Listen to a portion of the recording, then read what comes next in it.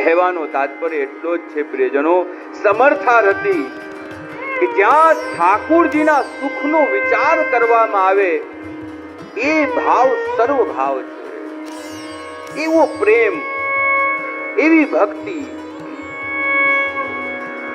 જે ગોપીજનોને સિદ્ધ થઈ છે. આપણે ઓલો પ્રસંગ નથી, ઘણી વખત કથાઓની અંદર એક વખત ઠાકુરજીને પરીક્ષા કરવાનું મન થયું કે મારો સાચો ભક્ત કોણ છે. અને પ્રભુએ નારદજીને બોલાવ્યા અને કહ્યું કે નારદજી, આજે મારા ઉદરમાં ખૂબ પીડા છે. નારદજી કહ્યું કે આનો ઉપચાર શું? કોઈ મારા પરમ ભક્ત, બસ એની ચરણ રજ લઈ આવો. નારદજી દોડતા દોડતા ઋષિ મુનિઓ પાસે આવ્યા, જે હજારો વર્ષથી તપ કરી રહ્યા હતા. એમની પાસે આવીને કહ્યું કે મને આપના ચરણની રજ જોઈએ છે. કેમ?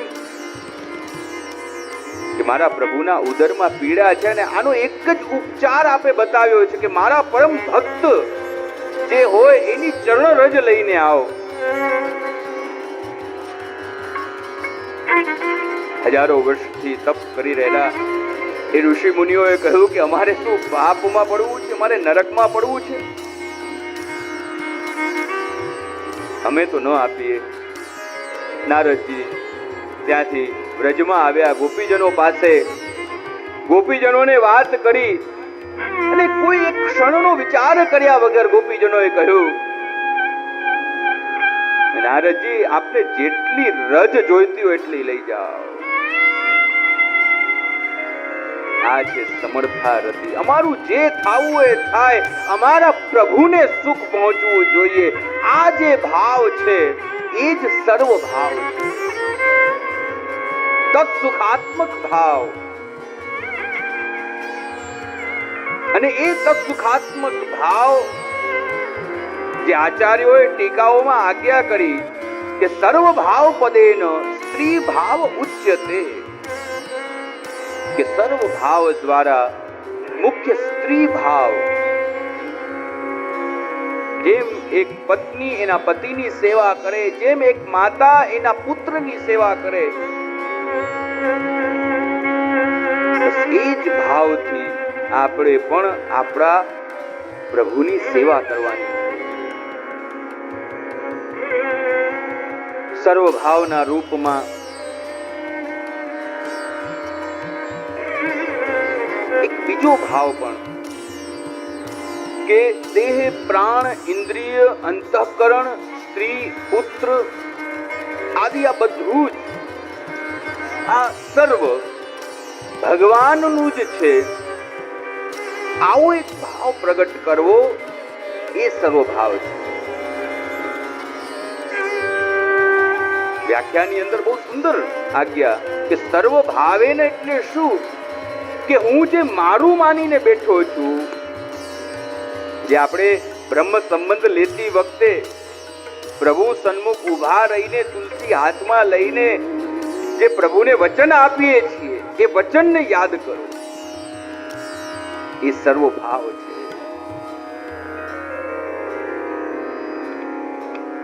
કે હું જે મારું માનીને બેઠો છું, આ મારો દેહ, મારા પ્રાણ, મારો પરિવાર, મારો પુત્ર, મારો વ્યવસાય, હે પ્રભુ આ બધું જ તમારું છે. આચાર્યો આજ્ઞા કરે છે, આવો ભાવ આ સંસાર નિવર્તક છે. સહજમાં વિચાર કરીએ કે જ્યારે આપણે આપણું માનીને બેસીએ છીએ,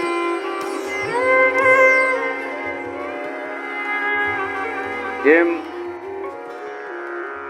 હું એમ કહું કે આ ઘર કોનું? કે આ ઘર મારું. તો એ ઘરને સાચવવાની જવાબદારી કોની?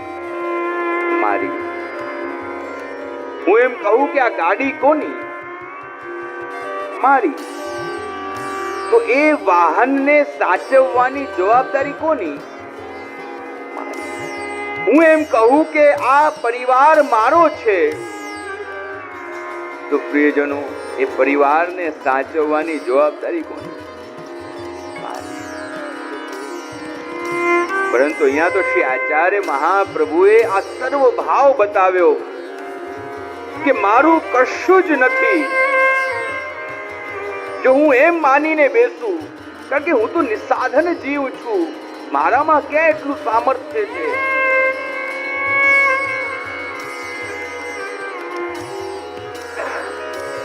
હું આપનો છું, હું આપનો દાસ છું. અત્યાર સુધી હું જે મારું માનીને બેઠો હતો, હે પ્રભુ દાસો હમ, જો આને હું મારું માનું તો એને સાચવવાની જવાબદારી મારી. પણ હે પ્રભુ, આ બધું આપનું છે, હું આપનો છું. અને જ્યારે આવો સર્વ ભાવ આવે ત્યારે આચાર્યો કહે કે નિશ્ચિંતતા. જેમ એક નાનકડા બાળકને કેવી નિશ્ચિંતતા હોય કે મારું ધ્યાન મારી માતા રાખશે, મને જે પણ કઈ જોઈતું હોય મારા પિતા લઈને આપશે. બસ એવો નિશ્ચિંતતાનો ભાવ જ્યારે આપણી અંદર આ સર્વ ભાવ પ્રગટ થાય પ્રિયજનો, તેરા તુજકો અર્પણ ક્યાં લાગે મેરા. જ્યારે એવો ભાવ પ્રગટ થાય ત્યારે નિશ્ચિંતતા, બસ હવે તો પ્રભુ જ જે રીતે રાખવું હશે એ રીતે પ્રભુ જ રાખશે. જુઓ વાર્તા પ્રસંગ માણેકચંદ દાસજીની વાર્તા. શ્રી ગુસાઈજીના સ્વરૂપમાં એટલા બધા આસક્ત થઈ ગયા કે એમનું સર્વસ્વ સમર્પણ કરી દીધું. જેમ ગઈકાલે મેં આપને કહ્યું હતું, રોજ એક એક પ્રસંગ આપું છું. ગઈકાલે કયો પ્રસંગ આપ્યો હતો કોને યાદ છે? ચાલો બોલો. એક બ્રાહ્મણી છાપરા, પરમ દિવસે, એનાથી પહેલા પ્રથમ દિવસે રાણા વ્યાસ. આજે એક પ્રસંગ આપું છું, શ્રી માણેકચંદ દાસજીની વાર્તા. ઘરે જઈને પ્રસંગ આખો જોજો. બહુ એ માણેકચંદ દાસજી માટે શ્રી ગુસાઈજીએ કહેવું પડ્યું कि जाने बलि राजा को ना देखे होए वो ये माणिकचंद दास के दर्शन करे। સર્વ વસ્તુ સમર્પણમ. શ્રી ગુસાઈજીના સ્વરૂપમાં એટલા આસક્ત થઈ ગયા.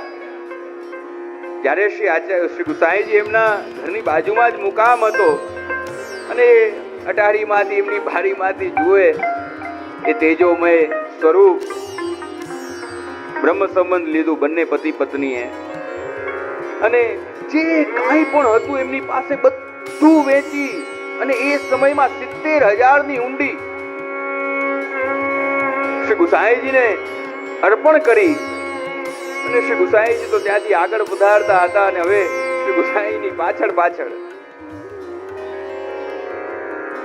વિચાર કરો વાલા વૈષ્ણવ, આ પ્રસંગ આપ જરૂર આજે આપના નિત્ય નિયમની અંદર